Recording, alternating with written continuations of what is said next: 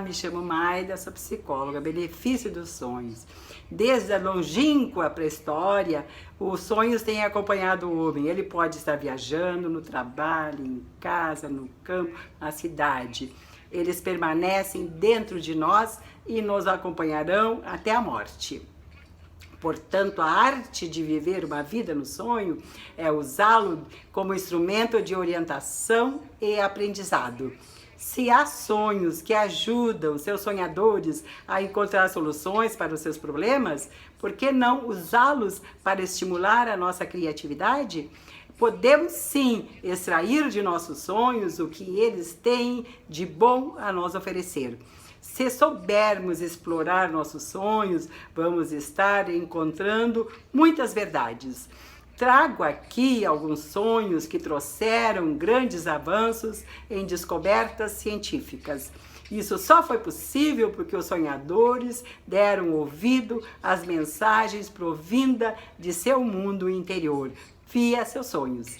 Vejamos o sonho de Carl Gustav Jung, que o levou a associar posteriormente com a teoria do inconsciente coletivo.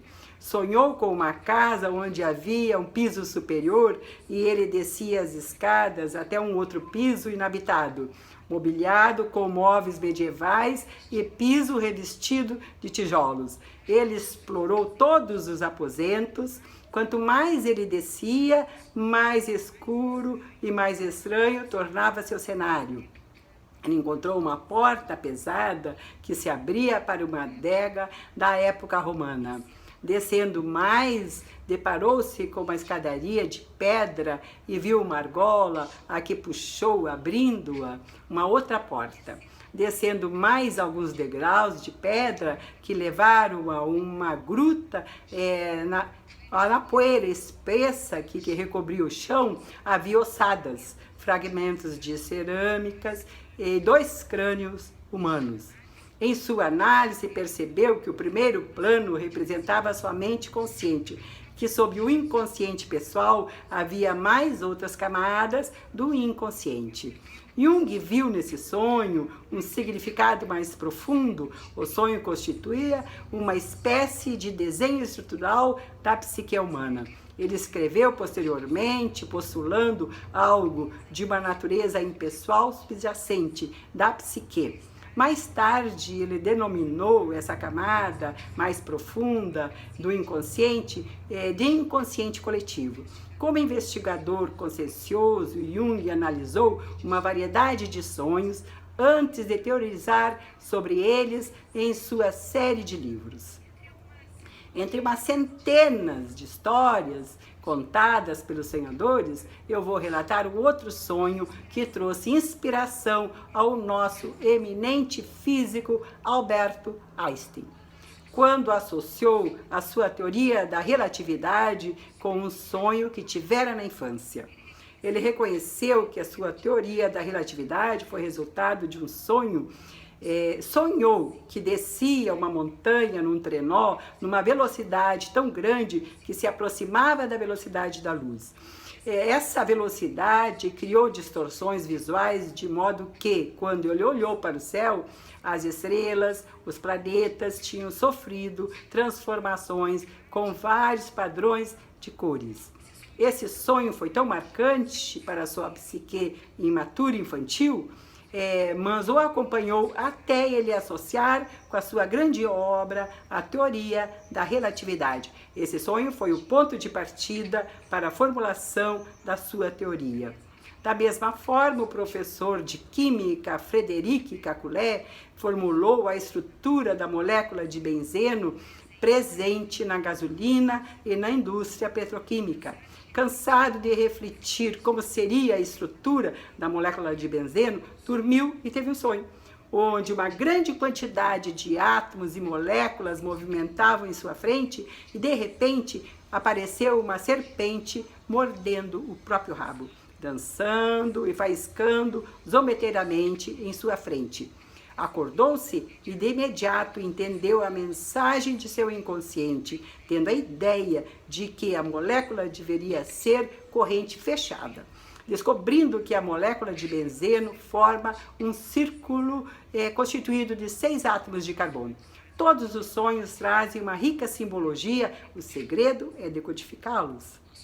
Nossos sonhos encerram uma força capaz de influenciar a nossa vida. Que bom que esses sonhadores conheciam o poder que os sonhos encerram. Nosso brilhante psiquiatra e analista junguiano, Carlos Benetton, deu uma entrevista com Lino Bittencourt, onde ele relata um sonho, onde ouviu o chamado, que se tornou um dos maiores analistas junguianos. Na época, ele era cardiologista. Quando assistiu um paciente operado do coração, onde veio a falecer após o procedimento cirúrgico, sensibilizado com o evento, foi dormir e teve um sonho. Relata ele que o coração do paciente, chamado Benedito, se encontrava em suas mãos, mas no sonho o coração encontrava-se ferido, onde seu analista lhe ajudou a entender que aquele coração era o seu coração que precisava de cuidado. Esse sonho foi um marco que o levou a ser esse grande analista. Vou contar a minha história de como eu mergulhar no mundo dos sonhos. Não foi o meu ego consciente que me conduziu a esse mundo, foi o meu ego onírico, mostrando-me um caminho através de um sonho. A partir daí, passei a interessar-me pelos relatos de meus próprios sonhos e nunca mais os deixei. Lembro-me bem do sonho que sulcado em minha memória há mais de 30 anos. Nos sonhos, eu caminhava numa avenida da cidade onde eu morava em direção ao centro. Todo o ambiente me era conhecido, somente as árvores em fileiras coloridas não faziam parte da realidade física da minha cidade, o que fazia eu perceber que era primavera. De repente, aparece uma fadinha com a sua varinha mágica, com uma variedade de matizes, cores e luzes, mostrando-me um caminho até o centro da cidade. Esse sonho pequeno, sem grandes elementos, mas deixou-me em mim um grande impacto, da qual levou-me uma guinada em direção aos estudos do mundo dos sonhos. E até hoje estou nesta caminhada. Esse sonho, na realidade, era carregado de uma grande simbologia que somente consegui decifrar após compreender o processo de análise do sonho. Eu poderia ficar aqui com você, falando muitos e muitos outros sonhos que levaram seus sonhadores a dar uma grande guinada em sua vida. Fecho a minha fala com a citação de Cao Wao. Ele diz o seguinte: um sonho é um documento pessoal, uma carta para si mesmo. Até o próximo.